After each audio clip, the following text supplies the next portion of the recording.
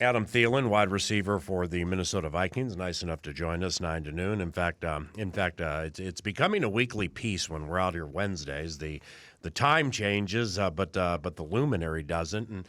And it's a Wednesday off a Monday Night Football game, and 2 games into it now off a very excitable wire-to-wire victory against Green Bay. And we've known each other quite some time, so I feel very comfortable asking you this. Isn't it?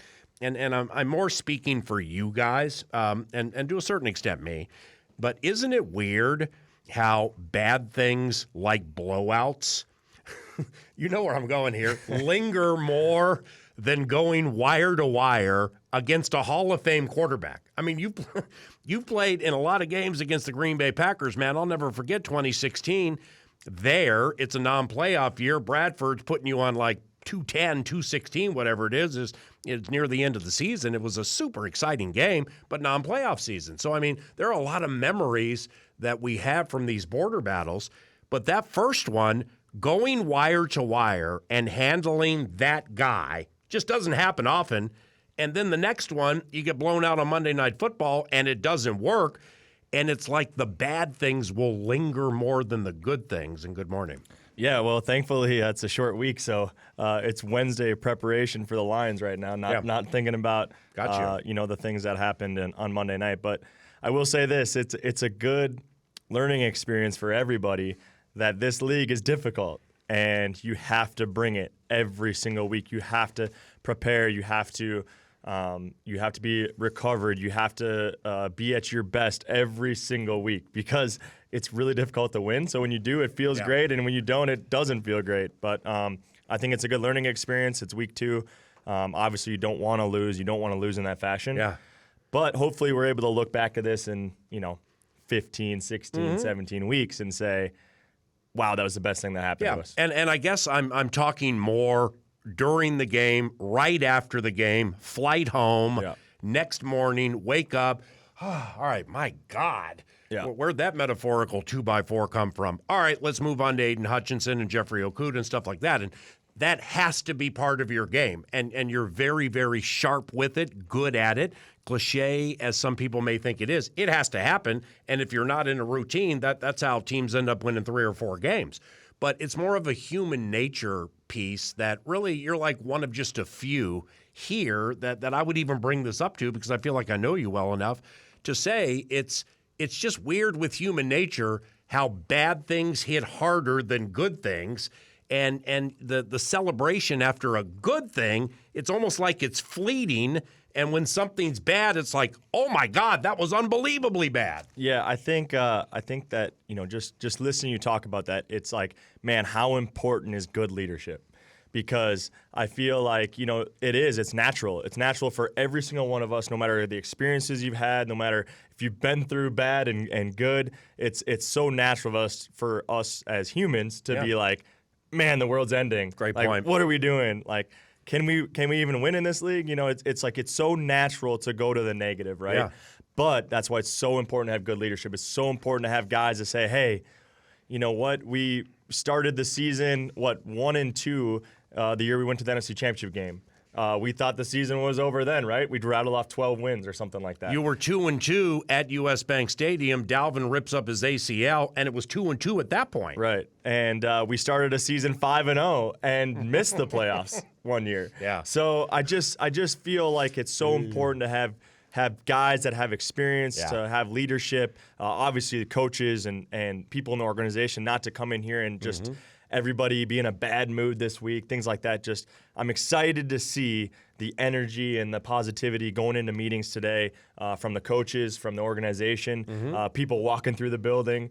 I just feel like that is a difference maker. Yeah, Adam Thielen, very, very well stated. And, you're going to know 1,000 times more about Kevin O'Connell and what is shared and what was supposed to happen and what didn't happen and stuff like that than I am. I'm very, very impressed with this man. And he just says subtle little things that if you're listening the right way, you pick up on them. And if you've seen enough, you know they're big. And what I'm talking about is, we've heard coaches, well, maybe not around here we haven't, but we've heard coaches a million times say, that one's on me.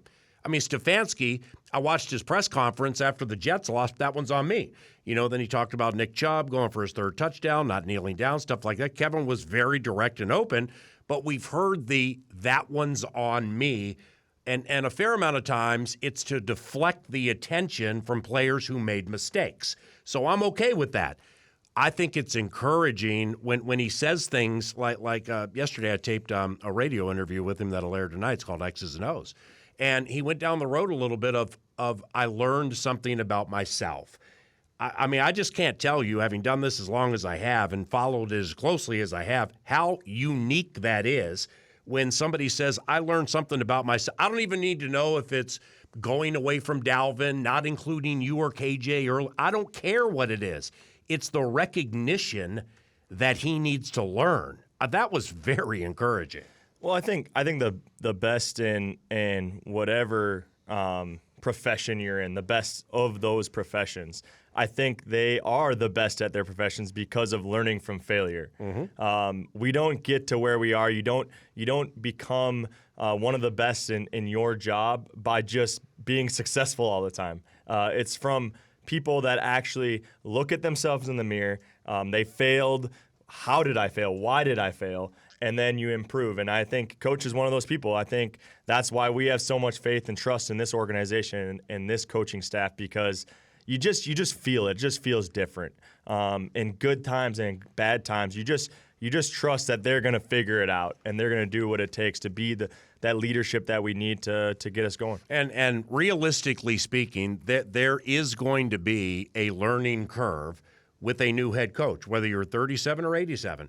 And I know he called plays in Washington before, but there is going to be a learning curve when everything is so new. And speaking for myself, I mean, again, when you go wire to wire against the Hall of Fame quarterback and you got the other kid on 184, 158 in the first half, a team record, and you're a big horse, man, and the big horse is still in the barn, let's get to the next one. And I'm an AT-19 homer. So into the Eagles game, man, watching just a little bit of practice, I was like, I got this shield shining star pregame thing. I'm like, I got Thielen on one, maybe two touchdowns in this game.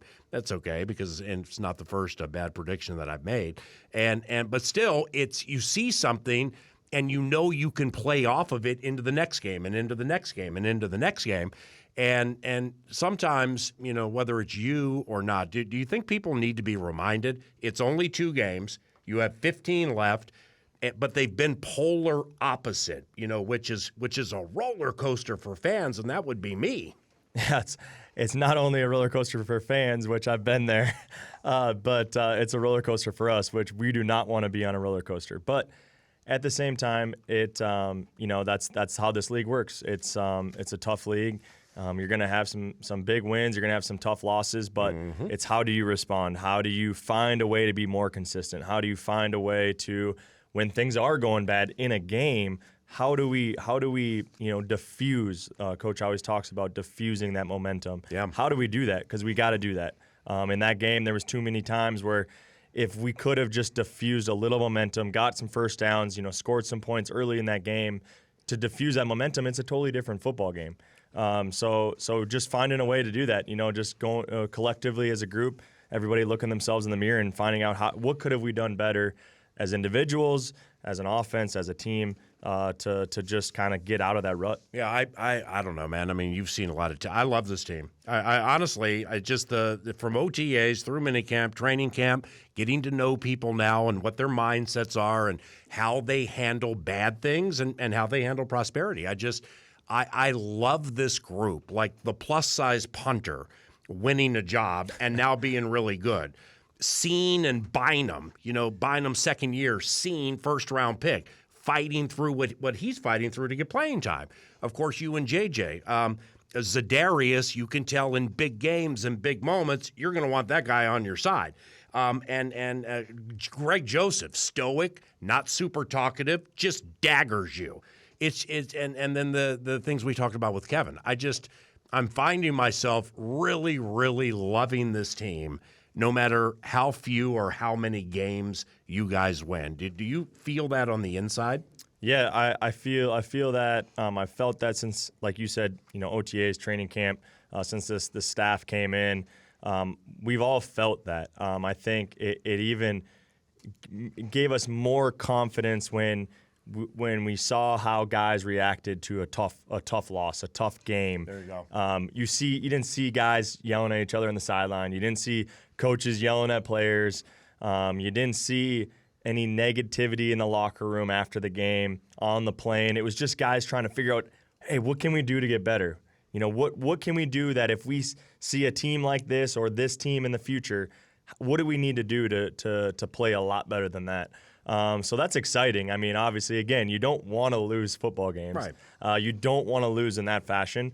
But if you do, let's try to find a way to learn from it and grow from it and become a better football team than we already have confidence that we are. AT19, 9 to noon. A couple of quickies to close here. Slay held down JJ's arm on I think, the first pass of the game, right in front of the Eagles bench. And Justin got upset. And I've seen you get upset, when calls have not gone your way. When that happens early in the game, is it easy? And I'm not asking you to speak for Justin, but you know him better than I'll ever know him. Is it easy to snap out of it? Because I'm not saying it was a big play, but if you doing what you guys do, if you get the mindset like, hey, it's going to be like that all night, well, if that's the case, that's a problem. So is it easy to snap out of that stuff? Yeah, it is difficult. I think that's where, it's, again, we talked about how the human nature is to, think negatively after a tough loss. It's same with in-game situations, right? Like, you start, questioning things or wondering what the heck's going on or that it's going to be tough. But just to the good ones, and JJ's one of them, the ability to just go to the next play and just find a way and to just trust yourself and your teammates. And like I said, he's one of those guys. But it's not a natural thing to do. It's something you have to be really mentally tough, and you have to be mentally mature. And luckily we have a lot of those guys on this team to carry this team and to hopefully go have a really good week of practice this week and get ready for Detroit. So, Adam, for the Lions, this will be their first road game. And outside of the crowd, the obvious distraction factor, what is tricky about playing on the road outside of the crowd, or is it simply the crowd just kind of throws you off? I think it's a lot of things. I think it's difficult to win on the road because you're traveling. You're on a bus for 40 minutes. You're on a plane for a couple hours. You're on a bus again for another 40 minutes. Routine broken. Yeah, you're in a hotel room. You're not in your own bed. You're just laying around all day for a Monday night game. It is what it is. Yeah. You got to find ways to defeat that and to be prepared and to be ready to roll. But it's just different. Home games. You're in your own bed. You're in your own team hotel that you're in every week. You're around your family. Yeah. If it's a night game, you get to go home and relax at the house and get your mind away from football. It's just different. But yeah, I mean, there's a reason why it's so important to win at home because it's tough to win on the road. So if you can take care of business at home and then just kind of battle out a few on the road, you have a good chance of making the playoffs. I don't know about you, man, but I mean, I've done it longer than you, and I'm older than you. I'm just negative on road night games. It's just the sitting around part. Okay, we're at a cool hotel, and like Spearfish Sammy and I, we walked around for about 2.5 hours, saw the Liberty Bell, went and got good food, stuff like that. So that's fun. That's cool. That's privileged. But it's just a different, and it's the games on the road at night after sitting around all day. I don't know. I'm just negative on road night games. Yeah, I think honestly, I think you can take some positives out of this game because I think I learned something about it.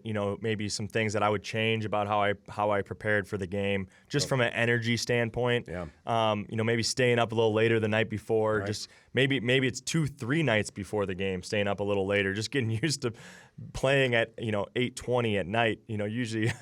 I'm a little older now. Right. I'm going to bed at about 8:20. Come on, man. Put the kids in bed. I'm going to bed. But no, I think again, every year's a new year, so you're just always trying to figure out your routine. Those first 3, 4, 5 weeks of the season, you're just trying to get into a really solid routine that you just feel good and you're at your best energy level.